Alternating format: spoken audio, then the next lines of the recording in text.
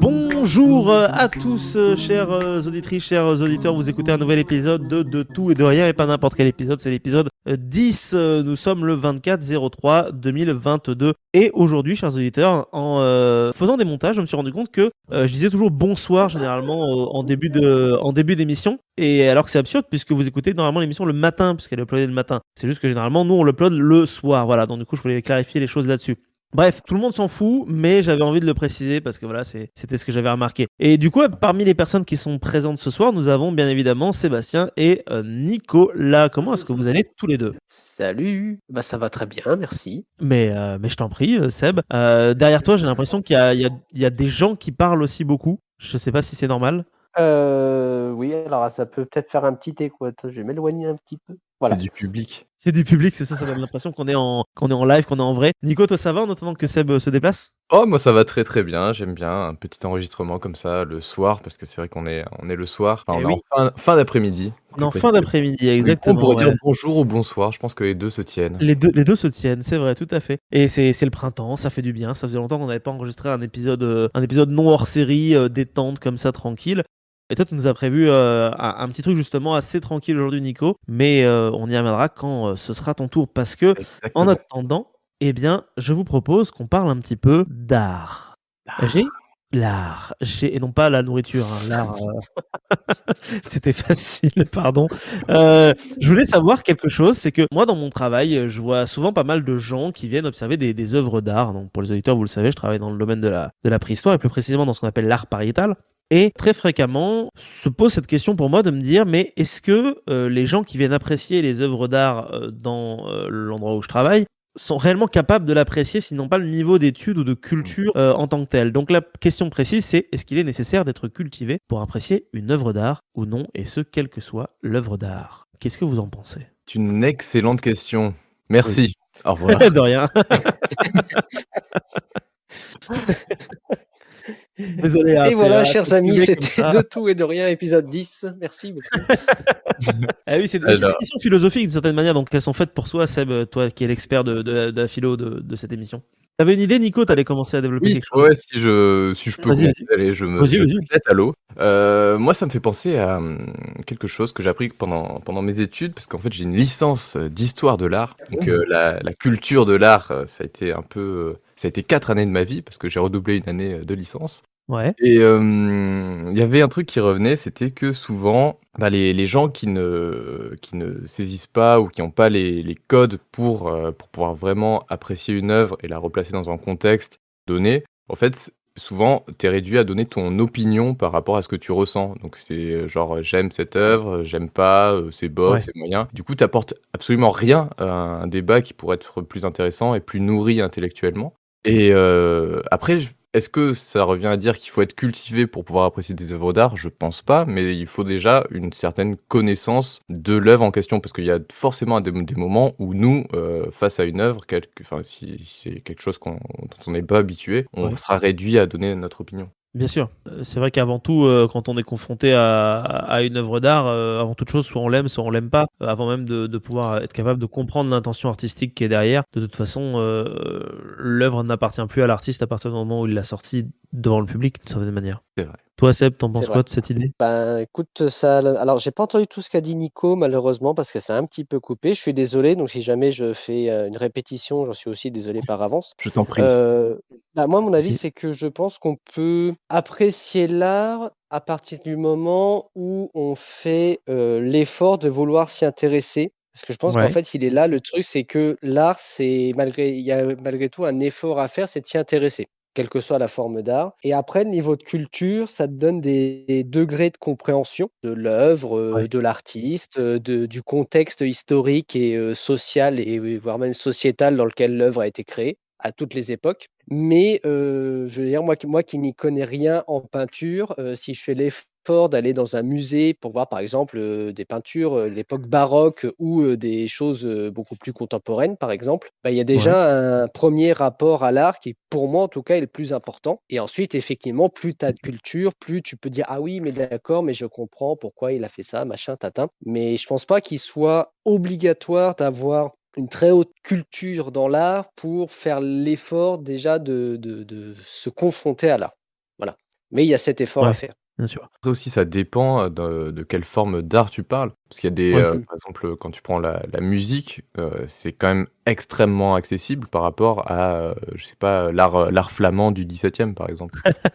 Oui, c'est En sûr, fait, oui. ton bagage culturel que tu dois avoir pour vraiment apprécier, appréhender et comprendre l'œuvre, il est différent. Ah bah, c'est C'est ça. sûr, oui. Mais après ça rejoint aussi ce que je disais, c'est que la musique, quelqu'un qui a une culture musicale, et qui comprend la musique, bah, va avoir, une appréciation d'une œuvre musicale, beaucoup plus profonde que moi Oui, c'est sûr. qui écoute de la musique comme ça de temps en temps, par distraction ou par, volonté d'entendre des belles choses, mais voilà, c'est pas mais je Oui, parce pense que que la culture, elle est importante dans l'art, ouais. Si oui, ouais, mmh, bien sûr. Mais Oui, en fait, il y a ce côté, je pense, plutôt presque quand on n'a pas les codes ou les clés en main mmh mh. pour avoir les clés pardon, de compréhension d'une œuvre en main, c'est toujours difficile de la comprendre. Mais mmh, toutefois, je pense que l'art, c'est avant toute chose quelque chose qui est de l'ordre de l'émotionnel. C'est-à-dire que quand on regarde une œuvre d'art, elle nous touche ou elle nous touche pas. Et quand je dis œuvre d'art, ça peut aussi bien être une peinture, ça peut mmh, aussi bien être de la musique qu'un film ou que quoi que ce soit d'autre. Et c'est vrai que je pense que malgré tout, ça reste accessible parce que chacun va le comprendre un peu comme il a envie finalement de le oui, comprendre. Le mieux après, c'est effectivement d'avoir les clés de compréhension pour se dire, ok, cette œuvre d'art, elle s'inscrit dans un contexte C'est clair. d'une mmh mh. certaine manière, un contexte historique, un contexte géopolitique, et surtout un contexte de l'individu qui, au final, l'a créé d'une certaine manière. Oui, Bah, pour oui, un oui, but en plus précis, dans un contexte précis comme tu l'as dit. C'est Et c'est vrai ça. que c'est super intéressant parce que quand tu as, alors c'est dommage parce qu'en fait, c'est le gros problème avec les débats sur de tout et de rien, c'est que vu que c'est, pas préparé à l'avance, là je pense à mmh, des ressources, mais j'ai pas enfin il faudrait que je me repenche, tu vois? J'ai pas la source, disponible sous la main. Mais je me rappelle que pendant mes études, du coup, j'ai été amené à lire, des bouquins justement pour avoir des clés de compréhension. Et Ouais, par exemple, si on reprend la peinture, ça te permet de voir tout ce qui est l'aspect symbolique, mais aussi tout l'aspect un peu de la composition générale, les mouvements dans l'œuvre et aussi, comment en fait la peinture a été créée d'une manière plus technique et cetera. bien Et quand sûr. tu connais ça, quand tu arrives à voir une œuvre et que tu as ces clés de compréhension, du coup, oui, ça gagne énormément en profondeur et du coup, tu en profites complètement différemment que, si Tout à jamais fait, ouais. tu découvres, ça comme ça. Tout à fait. Mais en mmh. plus, toi, tu as fait de l'archéométrie, donc tu as dû effectivement avoir des études de couleur, de pigmentation, de comment la couleur est fabriquée, comment elle s'insère dans le tableau, j'imagine, Oui, ou des c'est trucs pour ça comme que je ça. parlais de la Ouais, c'est ça. technique. C'est assez fou. Mais pour faire un parallèle avec ça, moi, j'y connais rien en peinture, mais je sais que le cinéma, moi, j'adore ça et j'adore le déconstruire. Et c'est vrai que maintenant, quand je regarde un film, je regarde pas que le jeu d'acteur ou le scénario. Ouais, Il y a aussi toute la photo, il y a aussi tout le son, enfin, tout le son, tout l'ensemble qui fait qu'au final, tu apprécies ou non l'œuvre complète. c'est ça. Mais c'est vrai que quand t'as pas ces clés et que tu sais pas qu'il y a des milliers, des centaines de personnes qui ont travaillé sur ce projet-là, tu te rends pas compte de tout le taf qu'il y a derrière pour juste arriver à un seul objet fini finalement. Ouais, c'est ça, tu vas Heu, au-delà du produit fini. c'est ça, faut réussir à aller au-delà, mais pour ça effectivement, comme tu disais, faut avoir les clés Je pense que c'est et là, oui, il faut la culture, en fonction d'ailleurs de l'œuvre artistique auquel tu as affaire, parce que c'est différent c'est tellement différent, il y a tellement de diversité que enfin, on peut pas généraliser oui. dans tous les cas. Non, non, bien sûr et puis par exemple tout à l'heure vous disiez, c'est plus difficile de rentrer dans la peinture que dans la musique et honnêtement, d'une certaine manière, on peut dire que c'est le cas, mais on peut aussi dire que ça n'est pas le cas parce que la musique, il y en a tellement Oui. que, par exemple, c'est pas parce qu'on écoute 3 musiques à la radio qu'on arrive à s'imprégner Mmh mh. de la musique, savante, en obtenant tous les détails ou et même juste aussi pour n'importe quel type de musique et c'est valable pour des peintures, on peut aller apprécier un Monet et pas se rendre compte après réellement de ce qu'il y a derrière. C'est clair. Donc je pense que Oui. tout est question d'avoir les capacités ou plutôt la chance d'avoir eu des codes en fait pour comprendre toutes ces œuvres parce que c'est pas tant les capacités en fait, c'est aussi mine de rien le lien social qui fait que, on est habitué à fréquenter de l'art ou non d'une certaine manière, je Mais pense. je pense que ça fait Oui, partie de la bah, oui. sensibilité aussi face à l'œuvre, tu vois? D'avoir les Oui, clés. Par exemple, si tu commences à t'intéresser à un type d'art, un type d'œuvre et que enfin, c'est toi au final qui va essayer d'acquérir ça pour mieux comprendre et mieux bien t'impliquer. sûr. Donc c'est chouette aussi. Une fois que tu fais l'effort d'essayer d'un peu appréhender, après la culture, elle vient petit à petit. Tu sais, on parlait des films, Quelqu'un qui se dit cinéphile, il va commencer à regarder quelques films et puis à force de regarder ces films, d'élargir son champ, de regarder plus de Aussi. films différents, voilà, d'élargir sa vision de ce qu'est le cinéma et d'approfondir sa connaissance et tout, bah, la culture vient avec et renforce son rapport à cet art-là, etc., etc. Je pense que les deux Bien sûr. s'alimentent. Que Tout à fait. Mmh. le rapport esthétique qu'on a à l'œuvre évolue au fur et à mesure qu'on a de la culture et également que ce rapport esthétique participe à notre culture. Je C'est pense clair. que les 2 se Bien nourrissent l'un sûr. l'autre. Et je pense que c'est un bon exemple, Heu, les films aussi, vu oui. que c'est hyper accessible comme Oui, œuvre, tout à fait, ouais. de base. Mmh. Ouais et puis comme tu l'as dit, il y a un rapport très dans le personnel, surtout justement dans le cinéma, et dans la musique parce que c'est des choses qui sont vecteurs directement d'émotions en tant que telles. C'est-à-dire que là où les films, vont te produire des émotions riches, la musique va te libérer de la dopamine, donc ça va aussi te produire des émotions. C'est des choses que tu peux moins facilement avoir avec d'autres types d'art comme la sculpture ou la peinture, mais c'est ça, c'est dans le sens où, je me suis perdu dans mes pensées, pardon. Où, ce que je voulais dire, c'était vraiment que, chacun va, comme tu le disais, développer son envie, artistique. Il y a des gens qui vont adorer un type d'art et pas en aimer un autre et hem et le problème, c'est que, je me suis perdu. Oh là là, quelle galère! Quelle galère, quelle galère! C'est ça, les débats improvisés. C'est ça. Non, mais c'est Quand c'est tu juste les qu'au bout d'un frais. moment, tu sais, ton cerveau, il part en vrille, il dit: «Attends, faut que tu dises Ah ouais, ça, non, mais ça, c'est ça, c'est ça et super ça et ça» intéressant. et C'est après clair, mais moi, en fait, j'ai un peu du mal, alors j'aime beaucoup et j'adore écouter aussi, mais c'est vrai que vu que tu peux pas poser tes idées sur le papier avant de faire quoi que ce soit, ouais, c'est vrai que tu peux vraiment partir dans tous les sens. Mais des c'est fois, chouette tu peux parce qu'au partir dans final, tous les sens, ouais, c'est ça, au tout à Oui. au fait. final, on dit ce qu'on a sur le cœur, sur Oui, le c'est ça, moment. bah, c'est ça, c'est du Oui, coup, mais c'est c'est ça. c'est le vrai qui ressort, tu vois, d'une certaine manière.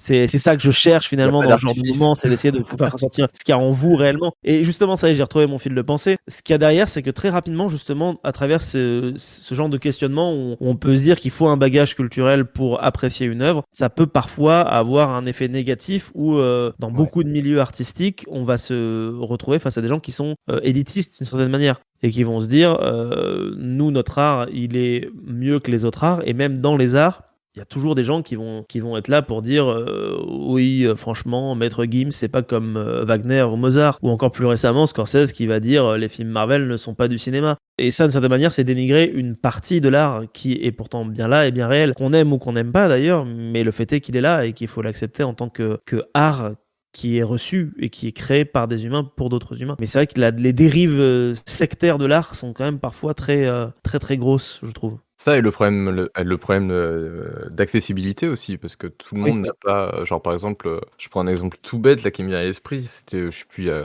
combien d'années, j'avais bossé dans un centre aéré et quand tu fais des sorties culturelles, bah, tu sais que les gamins, ils ont pas tous la même vision des choses, ils ont pas tous la même culture bien et du sûr. coup, en fait, c'est hyper dur de trouver quelque chose qui puisse rassembler tout le monde. Bah, Bah, c'est c'est hyper compréhensible. dur et puis comme tu disais Marc, il y a une espèce de barrière qui s'impose à beaucoup de gens et dont je fais partie, hein, où, on se dit: «Ah oui, mais tel type d'art ou tel type d'œuvre, j'ai pas forcément le niveau, j'ai pas forcément la culture, j'ai pas forcément comprendre» et on se bloque un peu par rapport à ça et puis comme tu disais, les gens qui sont un peu élitistes, qui aiment bien être dans leur petit truc: «Ah bah moi, tu sais c'est un petit peu ce côté, mais faudrait c'est un sujet que je retrouve un peu partout, faudrait que je développe un peu Mmh. plus, mais tu sais, ce côté un peu l'entre-soi, tu sais? Ce que tu disais que le côté élitiste, c'est: «Ah nous on sait, nous on a la culture, nous on Oui, connaît c'est ça. ça, nous on a accès à ça et pas les autres. C'est pas les autres, ils méritent pas. Nous par contre, faut qu'on garde ça, faut» tu vois? Ouais, le côté on le garde pour nous, pour, Presque trésor, quoi. ouais, OK.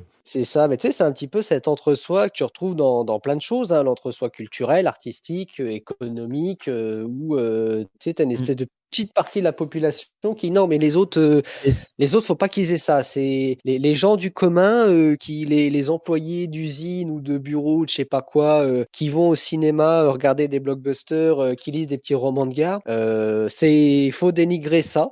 Alors qu'il y a pas, hein, mais il faut dénigrer ça et faut pas qu'ils aient accès à la plus haute culture parce que de toute façon, ils y comprendront rien. Et ça, je oui. pense que c'est un très je dérive, hein, excusez-moi, mais je pense que c'est un très gros problème aussi de cette histoire de la culture par rapport à l'art, c'est qu'on peut facilement faire un hold-up de la culture par rapport à l'art et que ça bloque beaucoup de gens et voilà. C'est un problème. Mmh. Tout à fait, ouais. Mais il y a presque un côté tribal dans ça, quand je t'ai entendu en parler de ce côté, on est entre nous dans un entre-soi avec notre culture, notre trésor finalement, culturel et cetera. C'est vrai que c'est fait très, petit groupe d'humains qui restent ensemble, sans Alors, forcément vouloir offrir ce qu'ils ont à offrir au reste du monde. Alors qu'on s'en rend bien compte, hein, en médiation mmh. quand tu es face à des gens qui n'ont pas les clés et que tu leur donnes les clés, ben, ça reste des humains, normaux en fait, donc ils sont capables de piger s'ils sont intéressés en fait. Ah mais Donc ils sont tout à fait capables de comprendre, ils sont tout à fait ah, capables de remettre en question, ce qu'ils pensaient et bien voilà et sûr. heureusement que beaucoup de gens et je pense la majorité, au contraire sont plus dans une optique de partage, de voilà, d'éclairer, la compréhension des gens d'œuvres artistiques, de choses qu'ils comprennent pas et cetera, quoi. Oui, de donner les goûts aussi pour essayer Oui, voilà. Tout à fait, d'élargir ouais. l'horizon de base. C'est vrai que Bien Bah, sûr, voilà, ouais. on dit le goût, ça se travaille, mais si on peut tous participer à ça permettre aux uns aux autres qu'on travaille notre goût, bah, c'est bien, c'est ce qu'il faut. Bien sûr, tout à fait, ouais. Et à propos de goût, J'en étais sûr. J'aurais dû parier. Et ah bah, transition chronique. c'était obligé, C'est parfait. je pouvais pas ne pas faire ça. Parce qu'à propos de goût, je crois que tu veux nous parler de nourriture, Nicolas? Exactement, exactement. Alors c'est assez rare que je parle de nourriture, il y a des chroniqueurs qui le font très, très bien sur cette chaîne. C'est vrai. Mais du coup, je vais m'y essayer aujourd'hui, parce que, voilà, pour recontextualiser, parmi, mes passions un peu étranges et obscures, j'adore me documenter sur la littérature concernant l'Amérique, des périodes précolombiennes et la période du C'est contact. vrai. Mais ça, vous le savez.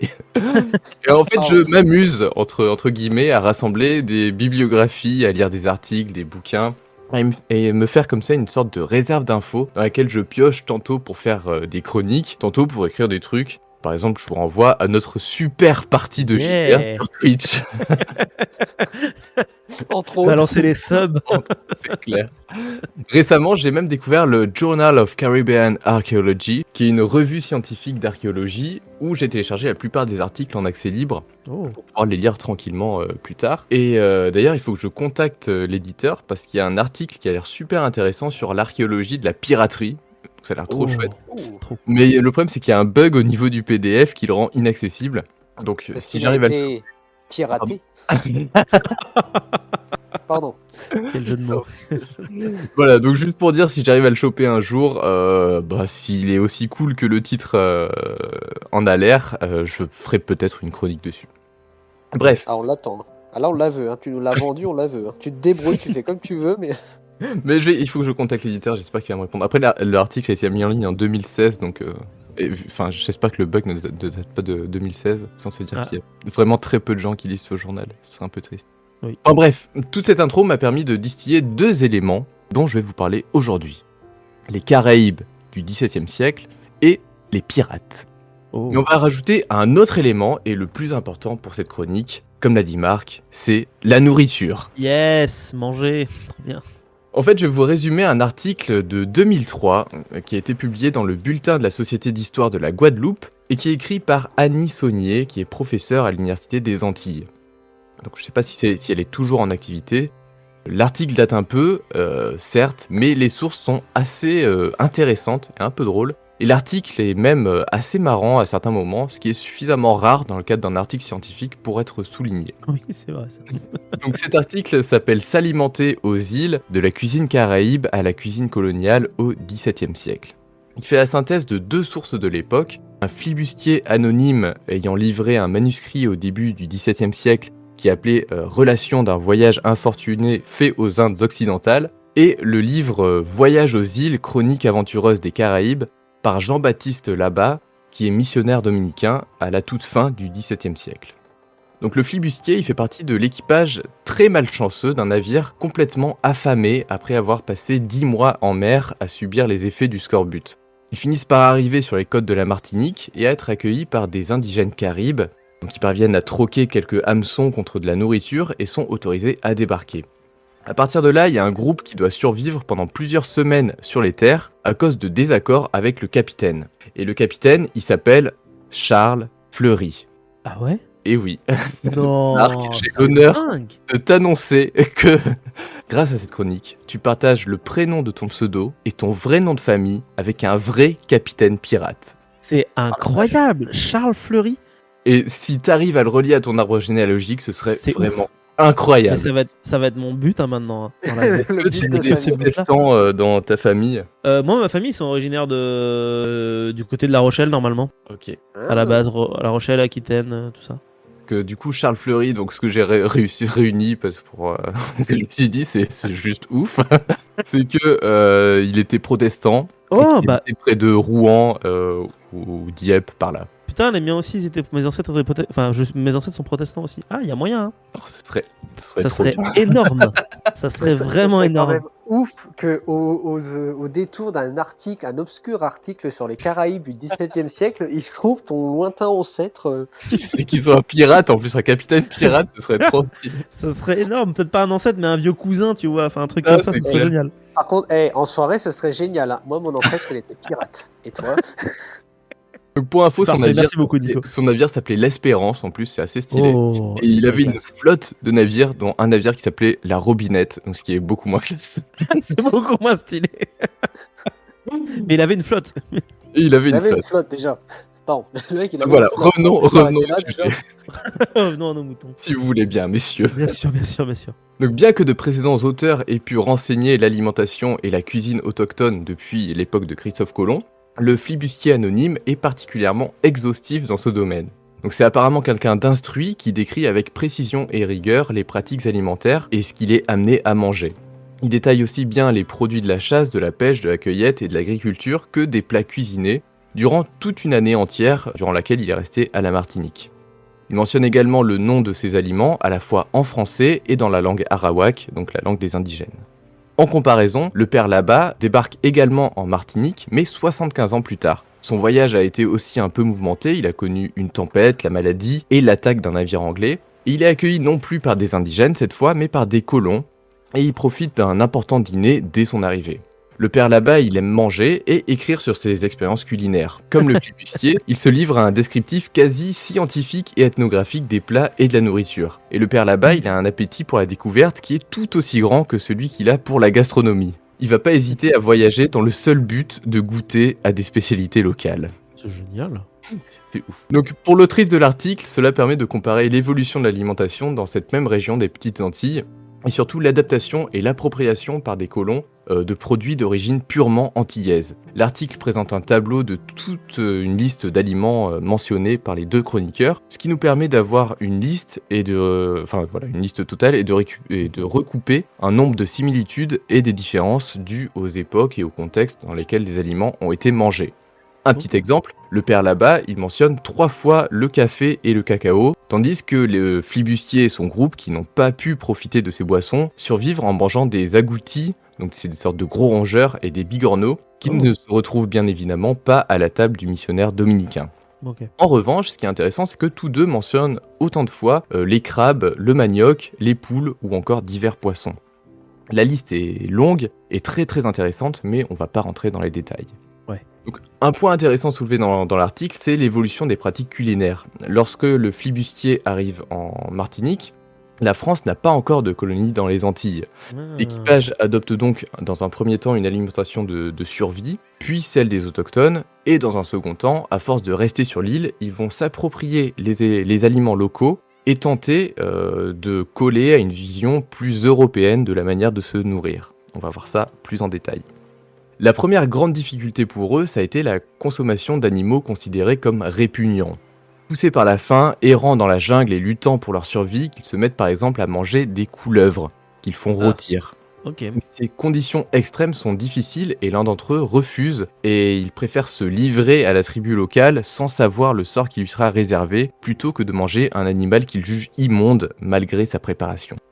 Leur premier vrai repas cuisiné, qui est mentionné, c'est une tortue dont la chair est déjà connue et appréciée. À la fin du siècle, ce genre d'expérience nouvelle ne fait pas peur au père Labat, qui est un grand amateur de nouvelles sensations. L'autrice le qualifie même de véritable aventurier de la gastronomie. Il faut dire que sa curiosité gustative ne semble pas avoir de limite. Il mange ainsi des vers de palmier, dont il laisse cet avis. Je le cite, « C'est un très bon manger et très délicat quand on a une fois vaincu la répugnance qu'on a pour l'ordinaire de manger des vers. Surtout quand on les a vus vivants. » Le mec, il a aucune limite, quoi. Oui, c'est ça. C'est clair, il a vraiment aucune limite. Parce qu'il semble... C'était sa mission sur Terre, quoi. Non mais oui, mais ça va être dingue. Ce mec, c'est... En fait, je sais pas si on peut le qualifier de héros de la nourriture ou quoi. Mais en fait, on dirait qu'il est là que pour manger tout ce qui existe sur Terre. D'ailleurs, je trouve ça... Il n'y a pas que lui, mais je trouve ça assez paradoxal et en même temps hyper cool que ce soit souvent des hommes d'église qui soient partis à l'aventure tester des trucs en mode vas-y, bah les couilles. On va le rementionner, il y a des anecdotes assez drôles. Donc, autre exemple, il semble apprécier le singe qu'il chasse sur l'île de Saint-Christophe, donc Saint-Kitts actuellement, dont il dit « Il est vrai que j'eus d'abord quelques répugnances quand je vis 4 têtes sur la soupe qui ressemblaient à des têtes de petits-enfants. Mais dès que j'en eus goûté, je passais aisément sur cette considération et je continuais d'en manger avec plaisir, car c'est une chair tendre, délicate, blanche, pleine de bon sucre et qui est également bonne à quelque sorte de sauce qu'on la mette. » L'un des mets les plus fameux dans les Caraïbes, outre la viande, c'est un truc qui est issu du répertoire culinaire autochtone. Il s'agit de la cassave, qui est la galette de manioc. Oh. Elle est consommée quotidiennement et dans toutes les occasions par les peuples des petites et grandes Antilles et jusque dans les Bahamas depuis la période précolombienne. Son mode de préparation, il est très long et nécessite une série d'opérations complexes parce que le manioc, en fait, de base, c'est une racine qui est toxique et qui ne peut être mangée qu'après avoir subi un traitement pour le transformer en farine. Les flibustiers n'ont eu aucun mal à la consommer puisqu'ils la connaissaient déjà avant leur arrivée et l'intègrent dans leur quotidien chaque matin après leur bain quotidien, en guise de petit déjeuner en fait. Pardon, toutes les sortes de manioc, de base, elles sont impropres à la consommation ou tu as certaines variétés qui sont plus... Alors ce que j'ai compris, c'est que la racine est toxique et du coup, toutes les formes de transformation permettent la consommation de la racine. D'accord, parce que le manioc, on le voit souvent dans des émissions de télé culinaires ou type Koh-Lanta ou autre. Je suis désolé, hein, on parlait de culture tout à l'heure, moi elle s'arrête là. Ils parlent souvent de manioc, genre c'est limite ils vont le cueillir et ils le bouffent, tu vois. Et là tu nous dis qu'en fait, pas forcément, donc du coup je m'interroge. À creuser, à creuser. Ça peut être intéressant à voir justement, à détailler sur le manioc. Et voilà, ou alors c'est peut-être certaines variétés, ou certaines parties, ou juste tu fais ou alors chauffer, peut-être qu'avec le... C'est possible. Après, avec le temps, on a peut-être créé du manioc, on va peut-être dire synthétique, enfin pas synthétique, mais on a retiré le poison à l'intérieur. Après, je peux pas m'avancer plus. Pour le périmètre, là, c'est les Antilles, donc c'est vrai que j'en sais les Antilles du 17e en plus. Oui, en plus. Voilà. Oui, non, mais pardon, voilà. Dites-nous dans les commentaires si vous avez la réponse. Les produits manioc, allez-y. Allez-y, c'est le moment, lâchez-vous, c'est votre heure. Donc si vous trouvez qu'on interrompt trop le chroniqueur, dites-le aussi. Hein. La seule chronique de ce soir. Donc la cassave, elle se retrouve dans de nombreuses habitudes culinaires jusqu'à la période du perlaba. C'est un peu l'équivalent de notre pain, ça accompagne les poissons et la viande en sauce notamment. Bien entendu, il y a aussi des boissons lors de ces repas. Les indigènes font du wiku, de l'alcool de manioc aussi, consommé lors de cérémonies rituelles, ainsi que de l'alcool de patate douce, qui est jugé meilleur et plus enivrant par l'équipage de pirates rescapés. Les flibustiers s'en inspirent d'ailleurs pour tenter de fabriquer leur propre alcool avec de l'ananas, sans parvenir à de résultats concluants. Mais c'est assez marrant qu'ils le mentionnent, parce que du coup, ils expliquent un peu leur expérience. Ouais. L'un des problèmes que rencontrent les pirates dans l'île, c'est la conservation des aliments. En fait, en l'absence de sel, ils adaptent la technique du boucan, donc une technique de fumage des viandes sur une sorte de grand grill en bois. À l'origine, il s'agit d'une méthode qu'ont mis en place les Caribes pour conserver les membres découpés de leurs ennemis, emmenés en trophée puis utilisés lors de pratiques magiques et religieuses, et anthropophages bien sûr. Donc pour eux, contrairement aux flibustiers, cette méthode elle est rarement appliquée à la viande animale, c'est plus pour la viande humaine. D'ailleurs, rapidement, le mot boucanier devient synonyme de flibustier ou de pirate, tant cette pratique qu'ils adoptent correspond à leur mode de vie, parce que ça leur permet de conserver des aliments dans la durée, et notamment sur leur navire. Ah putain, c'est de là que ça vient, d'accord. Ouais, c'est passionnant. L'alimentation des Caraïbes, c'est passionnant. Bah non, mais c'est d'accord. Bah, non, mais c'est vrai. Je profite de cette petite pause de remarques pour vous dire que du coup j'ai vérifié et que le manioc est effectivement une plante toxique. Toutefois, grâce à l'interférence ARN, on a réussi à rendre sa toxicité réduite de 99%. Waouh, Voilà. ok. D'accord. Voilà. Ce Ouais, qui donc n'empêche pas quand même de c'est bien une potentiellement manip humaine. crever ou alors de développer un syndrome parkinsonien ou d'avoir le konzo. Voilà. Que des trucs Que des tranquilles. choses sympas, quoi. Ok, c'est hyper intéressant. Il faudra trop que j'aille voir, que je me renseigne sur le manioc après.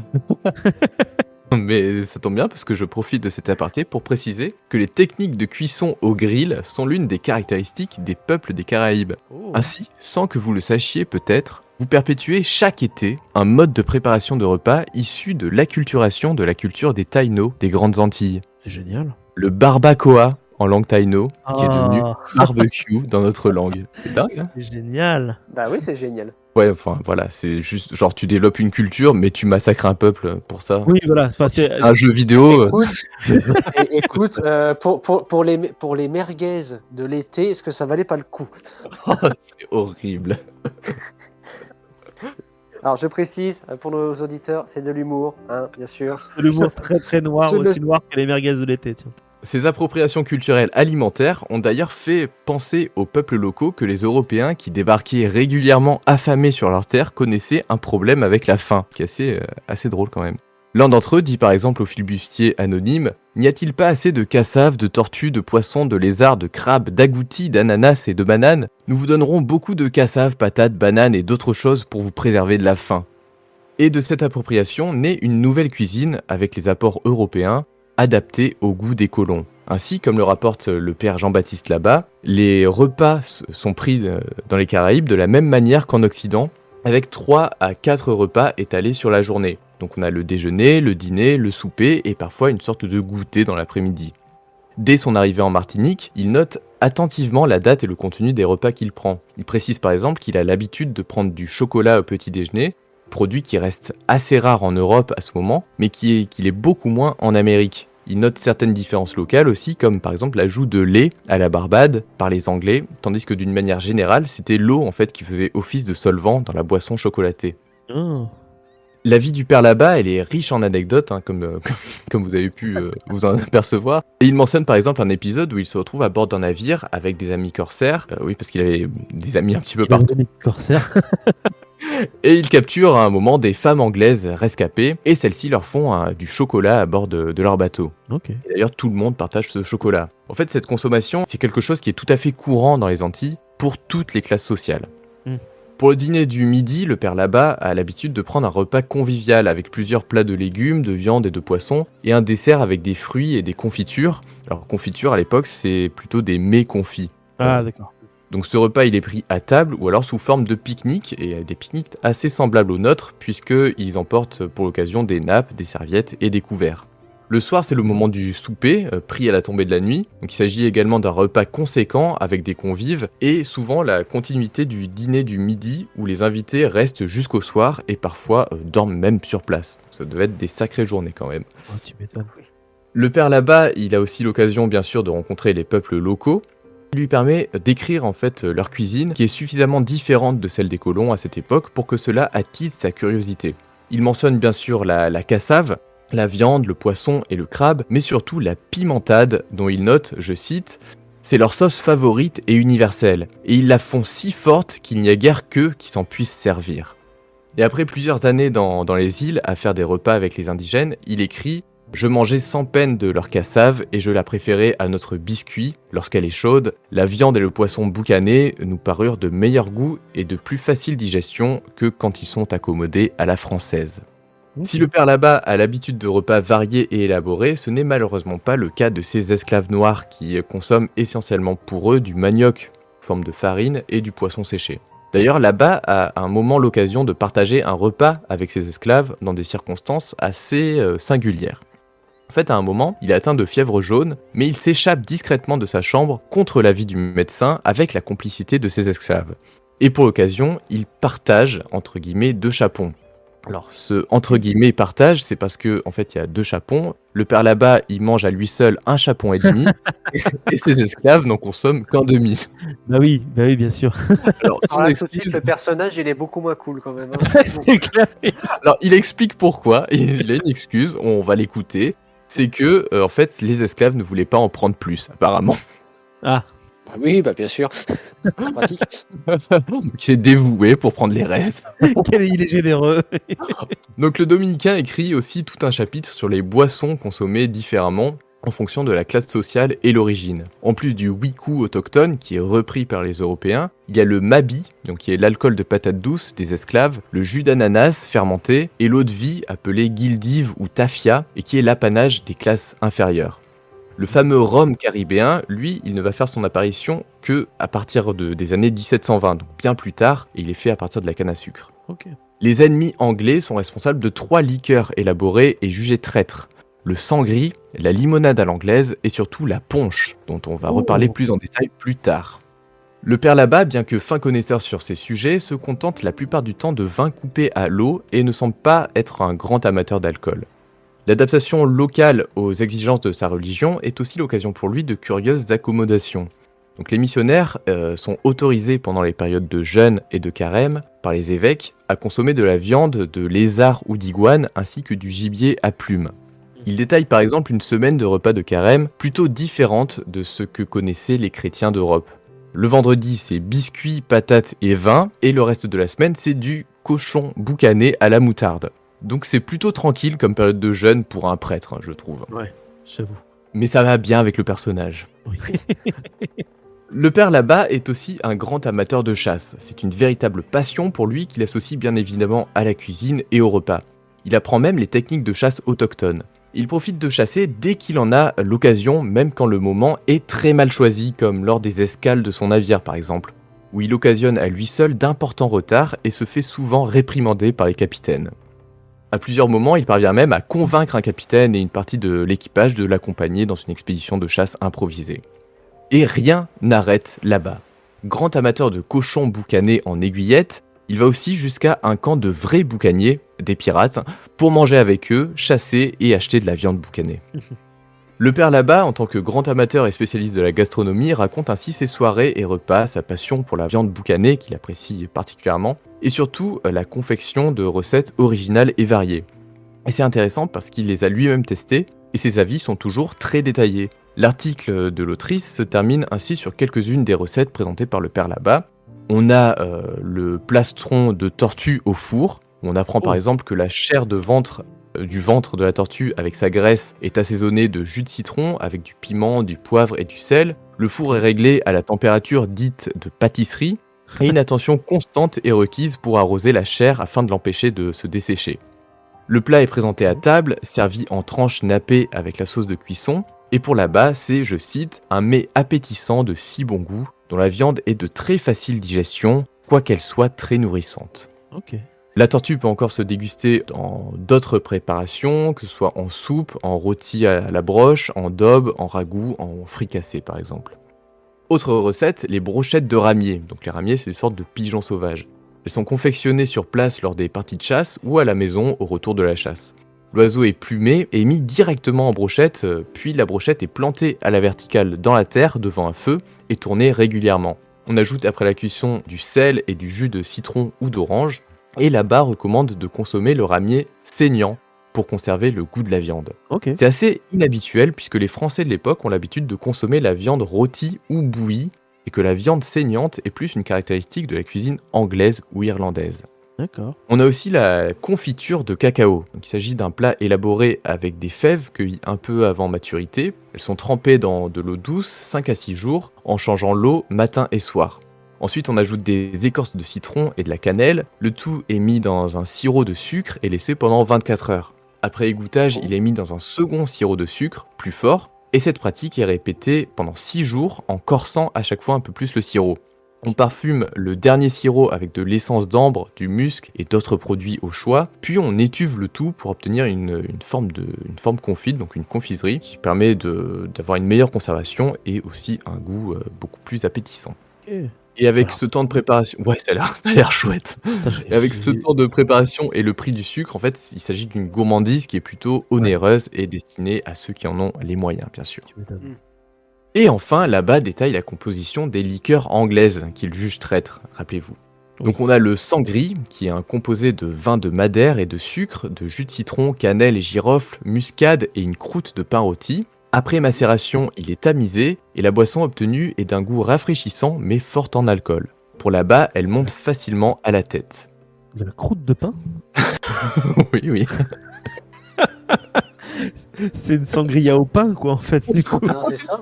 Ça a l'air horrible, oui, oui. Ok. Autre recette, la limonade à l'anglaise, qui prend pour base du vin des Canaries. On y ajoute du jus de citron, de la cannelle, de la muscade, de la girofle et de l'essence d'ambre. Elle est dite délicieuse et fort dangereuse car, je cite, « Après 3 verres, un cavalier ne rentre chez lui qu'avec difficulté. Ça a l'air trop bon, par contre. » Oui, ça a l'air bon. Mais Et ça a l'air puis- d'être. Ouais, effectivement, ça a l'air traître, hein, ça a l'air d'être des embuscades, leur truc. Ouais, on dirait de l'embuscade, un peu, ouais. Et puis enfin, on a la recette originale du punch, qui risque Oh. là aussi de grandement vous surprendre. 2 parties Vas-y. d'eau de vie pour 1 d'eau ou de lait. On y fait macérer sucre, cannelle, Ah. girofle, muscade, croûte de pain rôti et jaune d'œuf. Oh la vache. Donc c'est considéré comme une boisson aussi nourrissante qu'enivrante en fait. Ça. C'est Ah hyper bah, chelou. avec le jaune d'œuf et le pain, tu m'étonnes. Ouais. Le pain, le pain, il sert juste à bouffer en même temps que de boire de l'alcool, quoi, en fait. C'est pour éponger C'est bien. possible. Alors c'est quoi? C'est au départ, c'était du pain rassis qui était récupéré, tu sais, comme les trucs qu'ils faisaient à la campagne où il faut du vin rouge sur du pain doit être sec ça, je pense, pour le terminer. C'est pas- Ou... Alors, très sincèrement, je ne sais vraiment pas ce que c'est le pain rôti. Donc c'est une expression de l'époque, mais je sais pas exactement à quoi ça correspond. Il faudrait voir. Ça devait être épais, non, un peu à voir parce que. Ça a l'air dégueu. Là, je pense qu'on est d'accord pour dire que c'est une bonne chose que la recette ait évolué avec le temps quand même. Bah, c'est pas pour Ouais, rien, ouais, je ouais. pense. Donc l'autrice finit son article en précisant que ces recettes qui sont parvenues jusqu'à nous témoignent toutes d'une appropriation de produits locaux, tant animaux que végétaux, et en particulier de divers condiments, aromates et épices. Elle montre également une intégration à ces produits exotiques de denrées de luxe qui sont consommées en Europe, et en particulier des vins méditerranéens dans le cadre des boissons. En outre, il y a un véritable souci d'élaboration qui est recherché dans la confection, par exemple par les cuissons qui sont longues et complexes, les dosages qui sont très précis, les préparations avec des étapes soigneusement respectées, et aussi dans la présentation, donc que ce soit la découpe des plats ou même l'art de la table. En 3/4 de siècle, les Européens, et en particulier les Français, qui passent de la situation de découvreurs comme les flibustiers à celle de colons comme le père là-bas, se sont parfaitement adaptés aux conditions alimentaires nouvelles qui sont offertes par les Antilles. Ils y ont recréé en fait leurs habitudes alimentaires, leur organisation des repas, leur convivialité qui est propre, et les symboliques aussi religieuses et sociales. Malheureusement, on y voit aussi un clivage nouveau. En plus de celui traditionnel entre riches et pauvres, nobles et roturiers, il y a désormais celui entre les colons et les autochtones et les esclaves noirs, ainsi que des différences entre colons riches et établis et ceux qui vivent de petits métiers, auxquels s'ajoutent notamment les flibustiers et les boucaniers. Donc quoi qu'il en soit, ces recettes sont parmi les ancêtres en fait de la cuisine créole et antillaise actuelle, donc une cuisine multiculturelle à l'image de l'histoire récente des Caraïbes, et ces témoignages détaillés sont très intéressants pour comprendre tous ces processus de changement. Même pour un végétarien comme moi, hein, qui ne toucherait pas aux 3/4 de ce que j'ai évoqué, je trouve ça fascinant et j'avais vraiment envie de partager du coup cet article avec vous. Bah, c'est très gentil parce que c'était super, ouais. moi, ça m'a donné faim, perso, en vrai, hein. Franchement. Ouais, bah non, puis c'était super intéressant et puis ouais, c'est toujours hyper surprenant de découvrir qu'il y a des choses qu'on connaît encore aujourd'hui, qui ont des origines dont on ne se douterait pas. C'est clair, Ouais. c'est Et clair. du coup, j'avais une question du coup, est-ce qu'on sait, alors, on sait peut-être pas, hein, mais est-ce qu'on sait si les pratiques alimentaires des autochtones, pour le coup, elles ont aussi changé au contact des colons ou est-ce qu'ils sont restés sur une cuisine plus traditionnelle? On va dire que c'est vraiment les colons qui se sont appropriés le truc de leur côté. On a des infos là-dessus ou pas? Je parlerai plus en détail, mais enfin là, ce sera plus, ça va plus concerner les grandes Antilles, donc les grandes îles au centre des Caraïbes, où malheureusement en fait les populations, les structures en fait des sociétés sont restées que quelques dizaines d'années, n'ont résisté que quelques dizaines d'années à l'arrivée des colons.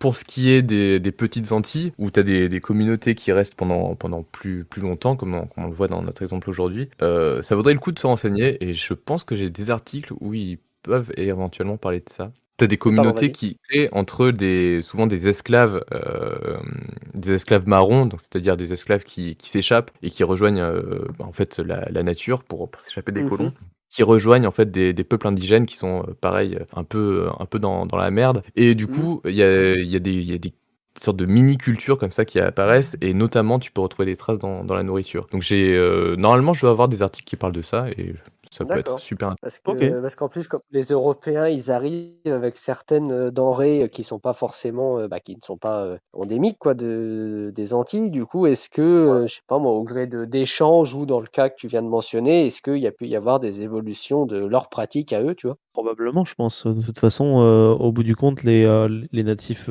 des Caraïbes et Dans d'Amérique ce de manière générale Oui, vont je viens de faire me un rappeler peu, d'un exemple. Pardon, il y a un exemple dans l'article en plus ouais, qui parle exactement de ça. Tu as un moment où le père là-bas, il est invité chez un indigène qui est converti, donc du coup qui est installé et qui, du coup s'est adapté aux coutumes, européennes. Donc il mange à la ouais, manière des Européens et il il pratique un peu enfin voilà, il pratique un peu le mélange entre les 2 trucs et donc il mange de la si je me rappelle bien, il mange de la cassave, mais il mange aussi d'autres trucs, européens. européen, ouais, il y a une forme d'acculturation qui va se créer, quoi.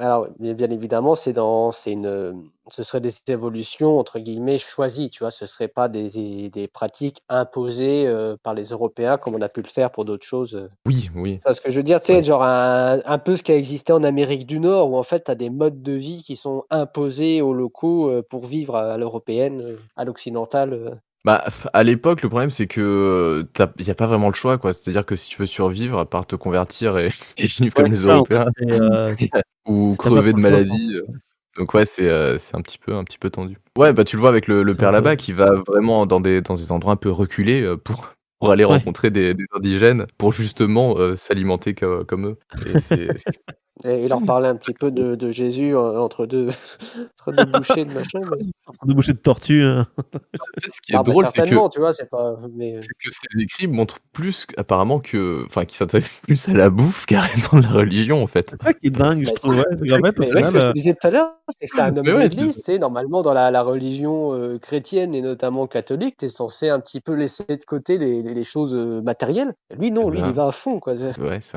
un bon vivant. ouais, c'est ça, bah, non, mais il a raison, hein, moi je c'est le frère Tuck. non, mais c'est ça.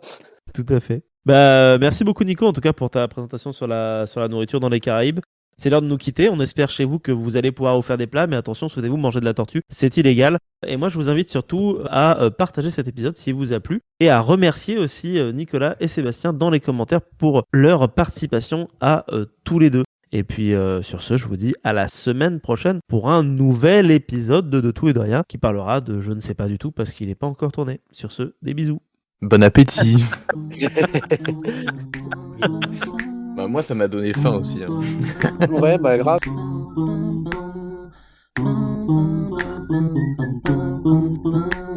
J'ai réussi à me challenger, à faire une chronique en moins de 24 heures. T'étais vraiment pas obligé, on aurait pu faire ça Non, non, vraiment mais beaucoup plus à en l'arrache. vrai, c'était un challenge que je voulais essayer et je pense que j'ai réussi à pondre un truc potable, donc je suis un Oh. peu content. Attendez, vous avez parlé de guerre et de préhistoire hier, ça avait l'air trop cool, hein. De guerre et de préhistoire? Pourquoi? Attends, comment tu sais ça? C'est sur la salle de pause, il y a des liens qui ont l'air Oui, peut-être trop d'accord. chouettes. Ah oui, il y a des trucs. Oui, bah en fait, on a parlé de Alpha, donc du coup, il y a plein de podcasts qui ont été mis sur la salle de pause Yes, à OK. regarder potentiellement. Donc ouais, on a pas mal parlé de, bah, on a parlé de préhistoire du coup, parce que c'est Ouais. deuxième épisode de préhistoire.